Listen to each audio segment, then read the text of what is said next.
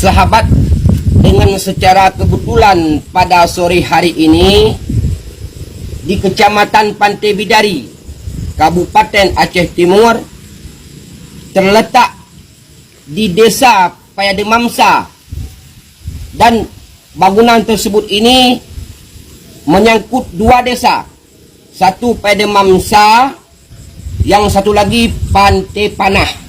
Ini salah satu balai pembibitan ikan mungkin terbesar di Aceh Timur.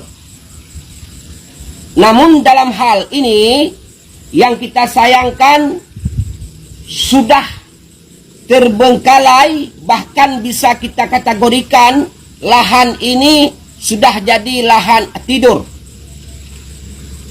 Lebih kurang lahan ini menurut perkiraan hampir 4 hektar ada yang sudah tidak digunakan lagi, yang sudah tidak ada lagi pembibitan.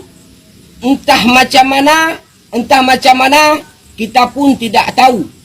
Namun dengan hal ini cukup kita sayangkan dengan keadaan yang sedemikian rupa ini, yang bahwa berapa banyak kerugian yang ditanggung oleh pihak pemerintah. Keinginan pemerintah hanya ingin memajukan satu desa untuk bisa berkembang dan menjadi contoh teladan kepada desa-desa yang lain. Namun ini yang kita dapat melihat dengan keadaan yang sudah tidak terurus, dengan suasana buram, bahkan ilalang, bahkan sudah kering, tidak digunakan sama sekali.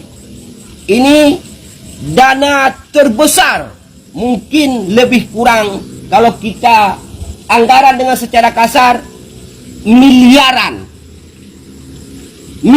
ini. Coba kita pertanyakan hal ini kepada Bapak Kesi yang ada di dalam desa tersebut, yang bernama Bapak Gesi Muhajir di Payademam 1. Baik, mari kita pertanyakan dengan beliau.